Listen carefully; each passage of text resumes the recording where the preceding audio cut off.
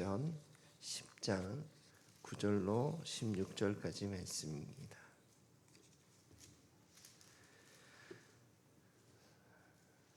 10장 9절로 16절까지 말씀입니다. 교독하겠습니다. 제가 먼저 읽겠습니다.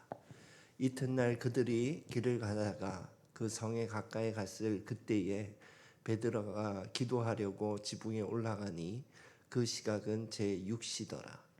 그가 시장하여 먹고자 하매 사람들이 준비할 때에 황홀한 중에 하늘이 열리며 한 그릇이 내려오는 것을 보니 큰 보자기 같고 네 귀를 메어 땅에 들이웠더라. 그 안에는 땅에 기는 각종 네 발 가진 짐승과 기는 것과 공중에 나는 것들이 있더라. 또 소리가 있으되 베드로야 일어나 잡아 먹으라 하거늘 베드로가 이르되 주여 그럴 수 없나이다.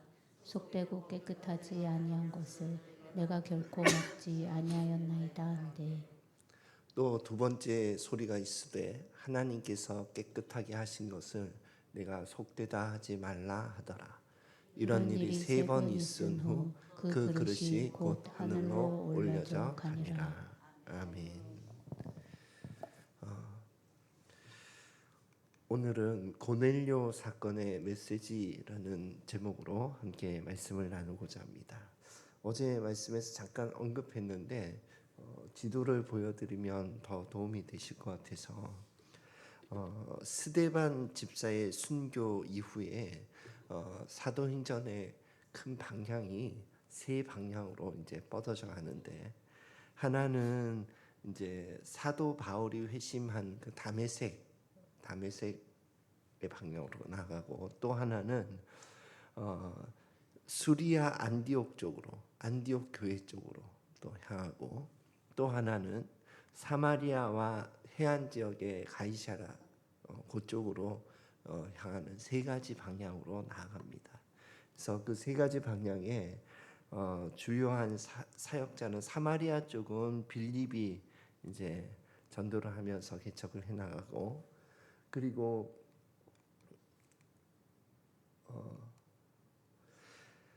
그 안디옥 교회는 이제 헬라파 성도들 구체적으로 이름을 밝혀놓지는 않았습니다. 그래서 헬라파 성도들이 시돈과 저쪽 그 구브로 섬 쪽 그쪽으로 해서 안디옥 수리아 안디옥까지 그렇게 전도하고 개척하는 일을 진행해 가고 그리고 이제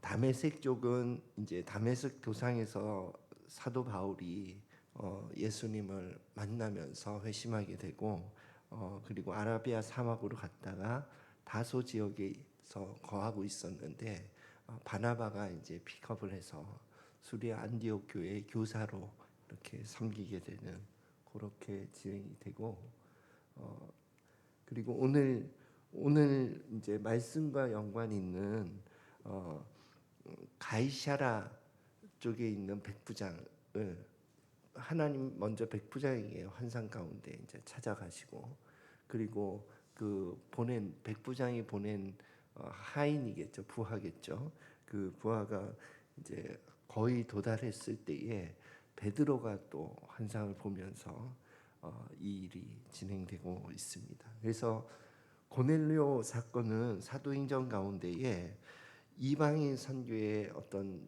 출발점이라고 볼 수가 있어요.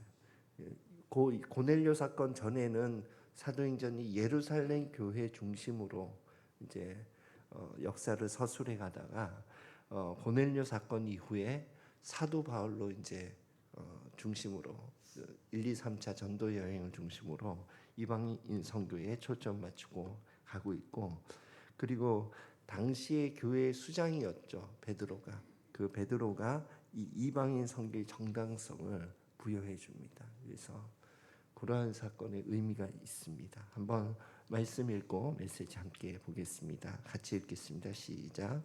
유대인으로서 이방인과 교제 가까이 하는 것이 너희가 알거니와 하나님께서 내게 지시하사 아무도 속되다 하거나 깨끗하지 않다 하지 말라 하시기로. 이제 이 말씀은 이제 하나님께서 베드로에게 이제 유대인의 울타리를 넘어서라 하는 의미를 갖고 있거든요. 당시의 유대인은 하나님의 선택을 받은 민족으로서 이제 이방인과 같이 식사 교제를 하지 않습니다. 그것이 당시의 관례 법이었어요. 그런데 그것은 오늘날 우리가 가지고 있는 어떤 이미지는 뭐냐면 우리가 동성애자에게 갖는 그 이미지와 비슷한 거예요. 그래서 그런 이미지로 이제 접촉하지 않고 교제하지 않고 그랬었는데 이것은 아직까지 그렇게 영지주의가 이렇게 편만하게 펼쳐져 있는 그런 시기는 아닌데 오늘날에도 우리의 신앙 가운데는 영지주의 사상의 영향을 받은 그런 생각들이 녹아 있는 것 같더라고요. 그래서 영지주의의 울타리가 뭐냐 하면 이런 생각을 가지고 있는 거예요. 성속, 귀천 요 생각을 가지고 우리가 사람을 대하거나 이 세상을 대할 때에 그때 그러니까 영지주의는 어떤 선한 것과 악한 것을 나눕니다. 그리고 그것은 이제 유대인들이 가지고 있는 유대인은 선한 사람, 이방인은 속된 사람 이렇게 나누듯이 그렇게 나누는 생각을 가지고 있어요. 또 우리도 마찬가지로 그렇게 생각할 수도 있을 것 같아요. 신자는 거룩하고 또 선한 사람, 불신자는 속되고 악한 사람 이렇게 나눌 수 있는 것처럼 또 영적인 것과 세상적인 것을 귀하고 천한 것으로 나누는 생각이 있어요. 그래서 목사, 선교사, 영적인 일에 종사하는 사람은 귀한 것 같이 여겨지고 또 뭐 주식 매니저를 한다든지 유튜버를 한다든지 이러면 좀 생각에 좀 속된 것, 영적이지 않은 일에 종사하는 그런 이미지를 가지고 있는 것처럼 이렇게 성속, 귀천 이렇게 나누어서 구분해서 생각하는 이 생각은 우리가 알게 모르게 영지주의 사상의 영향을 받고 있다는 거거든요. 그래서 이러한 울타리, 우리가 가지고 있는 영지주의의 영향을 받은 그 편견의 울타리를 걷어내라. 그래야 이방인에게까지 나갈 수 있다 하는 거예요. 네. 그리고 또 말씀 한번 읽고 나눠봅시다. 시작. 또 두 번째 소리가 있으되 하나님께서 깨끗하게 하신 것을 내가 속되다 하지 말라 하더라. 이것은 이제 신학의 그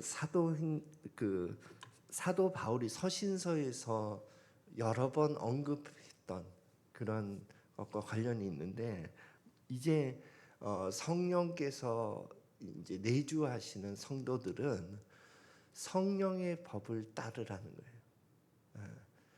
율법을 따르는 것하고 성령의 법을 따르는 것하고 무엇이 좀 차이가 있냐 하면은 율법을 따른다는 것은 딱 명시되어 있는 문자적인 그 법을 따르는 것을 말하는 거거든요. 그러니까 뭐 제가 예를 들면 이제 돈, 술 이런 것을 딱 했을 때는 우리가 이것은 부정적인 것 이런 이미지를 가지고 있잖아요.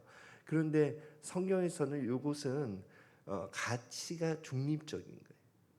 악하고 선하고가 아직은 중립적이다. 네. 그런데 돈을 사랑하는 것이 악한 것이라. 일만하게 뿌리다 이렇게 표현하듯이. 그러니까 돈 그 자체가 악한 것이 아니라 돈을 사랑하는 그 마음과 태도, 자세가 악한 것이다. 이렇게 말하고 있거든요. 그러니까 또 술은 이제 조금 구체적으로 나누려면 고린도 전서 8장 그 우상의 제물과 연관지어서 설명하면 좀 좋은데 그것은 기니까 오늘은 좀 생략을 하고, 술도 이제 교회의 덕을 위하여 성도가 자제해야 될 거라는 거예요.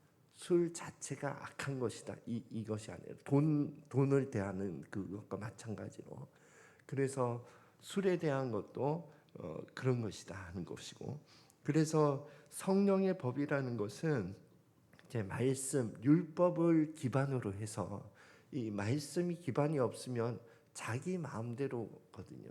이 방탕의 법이 될 수가 있어요.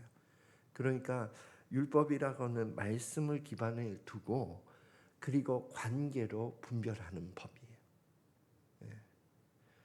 그래서 어떤 때는 뭐 성경에도 반대되는 의견이 확 제시될 때가 있거든요. 어떨 때는 제가 초창기 사역자로 이제 삶으로 들어가는 그 초창기에 하나님께서 주신 말씀은 가족, 친척 이것보다 더 나를 따라라. 이거 다 내려놓고 나를 따라라. 그렇게 말씀하셨잖아요.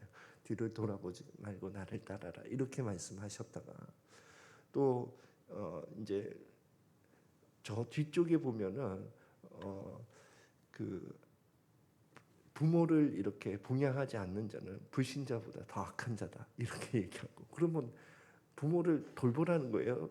부모를 돌보지 말라는 거예요? 이 둘 다 말씀이 있잖아요. 그러니까 이것이 상황에 따라서 하나님께서 관계 가운데서 말씀해 주신다는 거예요. 그 말씀에 순종하는 것이 성령의 법을 따르는 거예요. 그러니까 성령의 법을 따르는 것은 단순하게 따라가는 거예요. 그러니까 성령님과 함께 동행하고 또 성령님을 의식하고 이런 삶이 자연스럽게 우리의 신앙의 삶 가운데 녹아 있어야 합니다. 그래야 분별이 되는 거거든요. 그래서 이 고넬료 사건에서 주는 두 가지 메시지는, 첫 번째는 그 우리라고 하는 울타리, 이것은 어쩌면 우리가 영지주의 영향을 받아서 생긴 우리라고 하는 울타리의 벽이 될 수 있거든요.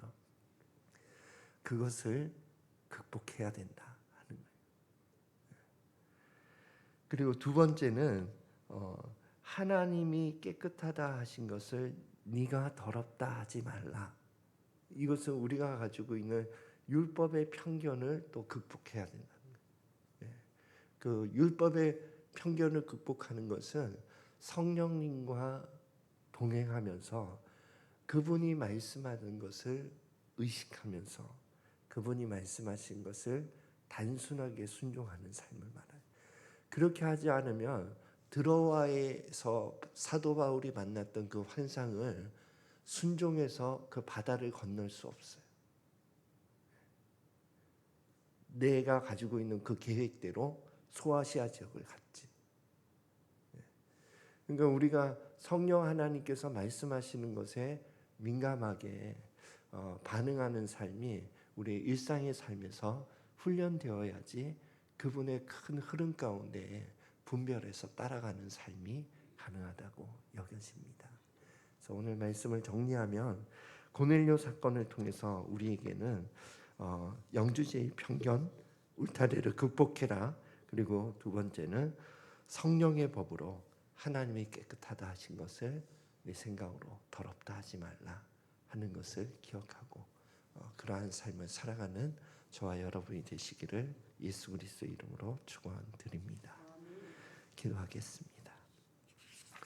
하나님 아버지, 하나님께서 이제 고넬료 사건을 통해서 이방인 선교에 초점을 두고 나가셨던 것처럼 우리도 하나님께서 주시는 그 사인을 잘 분별해서 하나님께서 이끄시는 그 길을 잘 따라가는 저희들 될 수 있도록 축복하여 주시옵소서.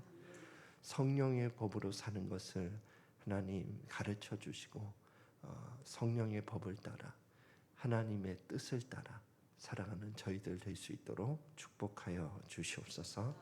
감사드리며 예수 그리스도 이름으로 기도드립니다.